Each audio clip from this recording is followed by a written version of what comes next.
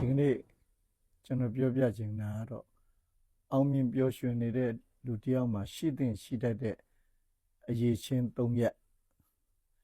ထားရှိရမယ်သဘောလားအဲ့ဒီအကြောင်းလေးကျွန်တော်ပြောပြချင်တာပါအောင်မြင်ပျော်ရွှင်နေတဲ့လူဆိုတာကတကယ်တော့လောကဓာတ်ကိုကြံ့ကြံ့ခံနေတဲ့လူတွေစကလုံးဓာတ်တွေကိုကြံ့ကြံ့ခံနေတဲ့လူတွေပြီးတော့စာဝတ်နေရေးပြည့်စုံအောင်ဖန်တီးနိုင်တဲ့သူတွေဟာ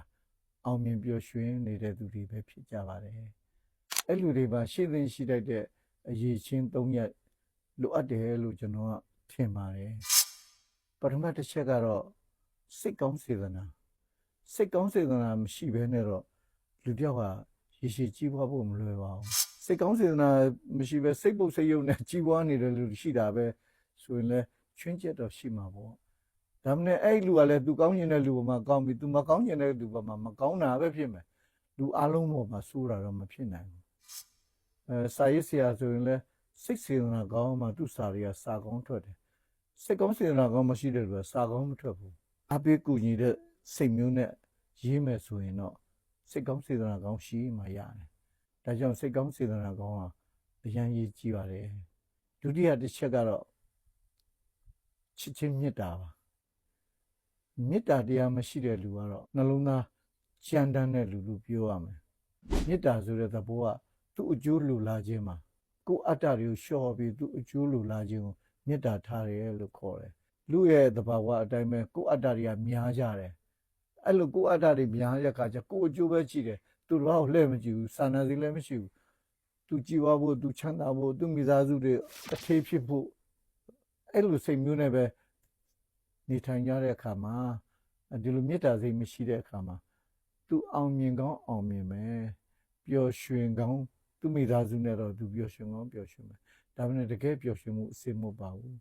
လောကဓာတ်ရိုက်ချက်တစ်ချက်လောက်သာသူ့ကိုလှဲလိုက်ရင်ချက်ချင်းကိုဒုက္ခရောက်သွားနိုင်ပါတယ်ကျွန်တော်တို့ကဘာသာရေးရှုတော့ပြောမယ်ဆိုရင်မေတ္တာတရားအရန်စွန့်ထက်တယ်ကျွန်တော်လည်းကိုယ်တို့ကြုံပါတယ်ကျွန်တော်ဟိုတုန်းကတော့ကိုဗစ်မတိုင်ခင်မှာတော့ဒီလောက်ကြီးမေတ္တာပို့တာတွေဘာတွေညာတွေလောက်မသိဘူးကိုဗစ်ဖြစ်ပြီးတဲ့နောက်မှာတော့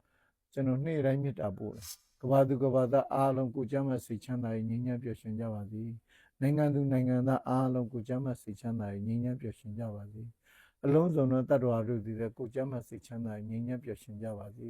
ခုနှစ်သားသမီးများလည်းကိုကျမ်းမာစိတ်ချမ်းသာရေးငြိမ်းချမ်းပျော်ရွှင်ကြပါစေမိမိချစ်သူခင်သူမြတ်နိုးသူအားလုံးလည်းကိုကျမ်းမာစိတ်ချမ်းသာရေးငြိမ်းချမ်းပျော်ရွှင်ကြပါစေမိမိစာအုပ်များကိုစီစဉ်ရိုက်နှိပ်ချုပ်လို့ပြန်ပြီးရောင်းချဆောင်ပေးကြသူစာအုပ်ဆိုင်များစာဖတ်ပိတ်သက်များစာအုပ်ဝယ်ယူအပိကြသူအားလုံးလည်းကိုကျမ်းမာစိတ်ချမ်းသာရေးငြိမ်းချမ်းပျော်ရွှင်ကြပါစေအဲ့ဒါလို့ကျွန်တော်ကနေ့တိုင်းမေတ္တာပို့တယ်ဒါအပြင်အရက်ဆယ်မေတ္တာကိုလည်းမေတ္တာပို့တယ်နောက်ပြီးတော့ခုနပြောသလိုကိုယ်ပတ်ဝန်းကျင်ကလူတွေကိုလည်းမေတ္တာပို့တယ်တောဆောင်တာတောင်ဆောင်တာအကုန်လုံးမေတ္တာပို့တယ်ပေါ့နော်အဲ့ဒီမေတ္တာပို့တာကိုကျွန်တော်စူးစူးစိုက်စိုက်လှုပ်လာတဲ့အခါမှာကျွန်တော်ပို့ပြီးတော့အစဉ်ပြေးလာတာတွေ့ရမေတ္တာရဲ့စွမ်းအားလို့ကျွန်တော်ယုံကြည်ပါတယ်ဒါကြောင့်လူဟာမေတ္တာထားပါကိုယ်မှာမေတ္တာအခံရှိပါစေနောက်ဆုံးတစ်ချက်ကတော့ဉာဏ်ပညာပေါ့နော်အသိဉာဏ်ပေါ့အသိဉာဏ်ကျွန်တော်ပြောချင်တာတော့အသိဉာဏ်ဘုဒ္ဓတာပေါ့ဘဝတွေ့ကြုံတွေတွေ့ကြုံလာမယ်သူကအပြင်စာတွေဖတ်လာမယ်လူတွေအကြောင်းပိုသိလာမယ်ဒုက္ခတွေအကြောင်းပိုသိလာမယ်အခက်အခဲပြဿနာတွေပိုသိလာမယ်ဆိုရင်တော့အဲ့ဓာတွေကိုသူဖြေရှင်းနိုင်စွမ်းရှိပြီးတော့ဘယ်အချိန်မှာဘာဝေးရမယ်ဘယ်အချိန်မှာဘယ်သူနဲ့တွေ့ရမယ်ဘယ်အချိန်မှာဘယ်လိုအစားအစာစားရမယ်ဘယ်အချိန်မှာဘာလုပ်သင့်တယ်ဘယ်အချိန်မှာကိုယ့်အတွက်စိတ်ငြိမ်းချမ်းအောင်နေရမယ်ဆိုတာတွေကိုနားလည်လာပြီးရင့်ကျက်လာတဲ့အခါမှာလူတွေနဲ့ပေါင်းအောင်သင်ရတာအဆင်ပြေလာပြီးတော့ဉာဏ်ပညာနဲ့ကိုယ့်ကိုနေတတ်ထိုင်တတ်လာတယ်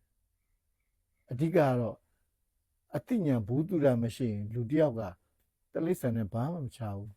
မသိချင်းထောင်ချောင်းထဲမှာကြာသွားပြီဆိုအဲ့လူကတောင်ကြီးဝါချမ်းသာပျော်ရွှင်ဖို့ဆိုဝေးပဲဘာဖြစ်လို့ဆိုတော့မသိချင်းထောင်ချောင်းကြာသွားတဲ့လူတွေကရေစည်းမှမျောလာတဲ့ထင်းတစ်ချောင်းလိုပဲဘာမှမသိဘူးမျောသွားနေတာပဲမနေ့အေယာထ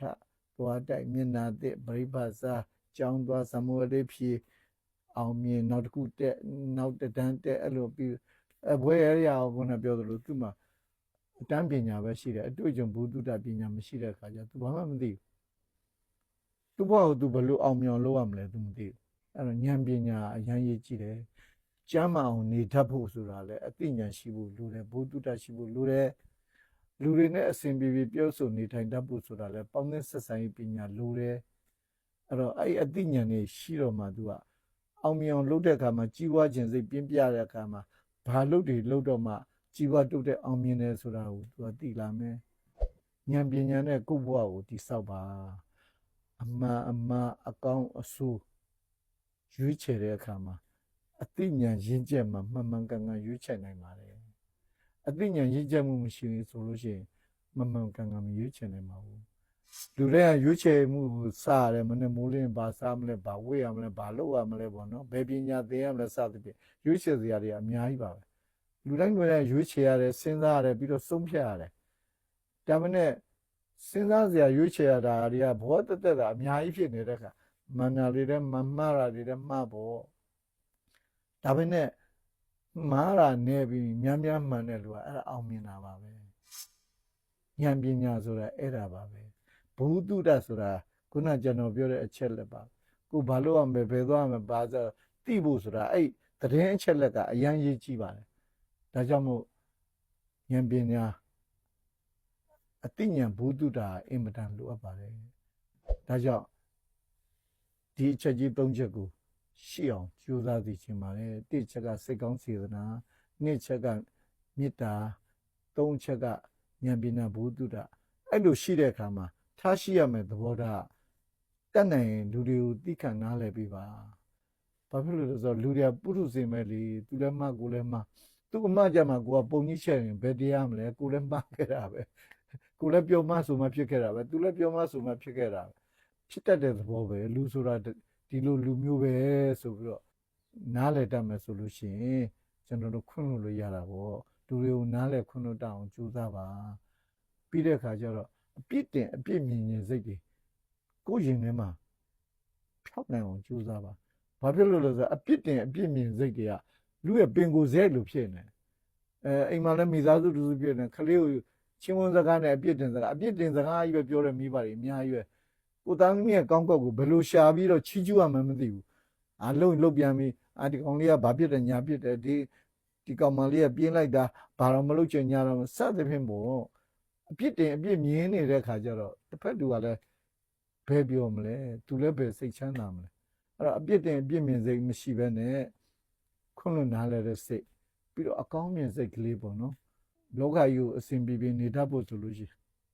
အကောင်းမြင်စိတ်ကလေးထားပေးဖို့လိုတယ်နှုတ်ဝင်တော့ကျွန်တော်တို့စိတ်ပင်မစင်းရဲနေမှာကျွန်တော်မကြခင်ပဲတောင်ကြီးကိုခီးသွားတယ်စီလမ်းမှာထည့်ရတယ်ထည့်တဲ့အခါမှာဓာတ်စီဆိုင်မှာနိုင်ပေါင်းတနိုင်ကျော်စောင့်ရတဲ့ဆိုင်တွေရှိတယ်ဂျားဖြတ်ဝင်ပြီးတော့စိတ်တူရတဲ့ဆိုင်မျိုးတွေလည်းရှိတယ်အစင်ပြေပြေနဲ့ရတဲ့ဆိုင်တွေလည်းရှိတယ်ပေါ့နော်သူလည်းလေလောကီသားပြီမို့တချို့ဆိုင်ဝင်တဲ့နေရာလဲခုနပြောသူတို့တက်နိုင်တယ်လုပ်ပဲဆိုပြီးနဲ့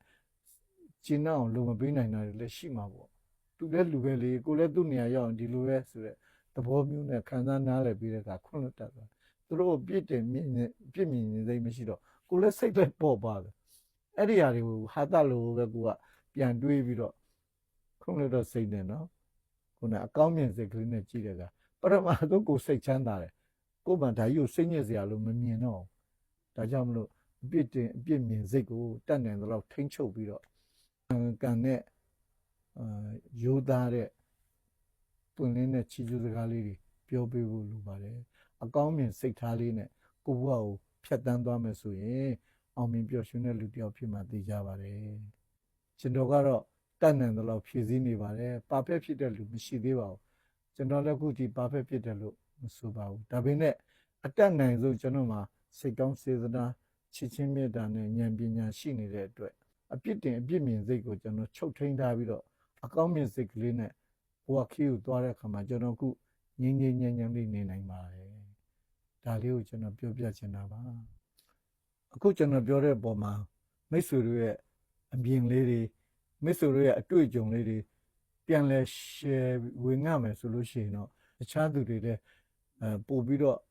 အသိဉာဏ်ဘုဒ္ဓတာရမှာပါသူတို့အတွက်လည်းဒါဟာအာစီတစ်ခွက်ဖြစ်ကောင်းလည်းဖြစ်နိုင်ပါတယ်ဒါကြောင့်မလို့မိတ်ဆွေတို့ပြန်ပြီးတော့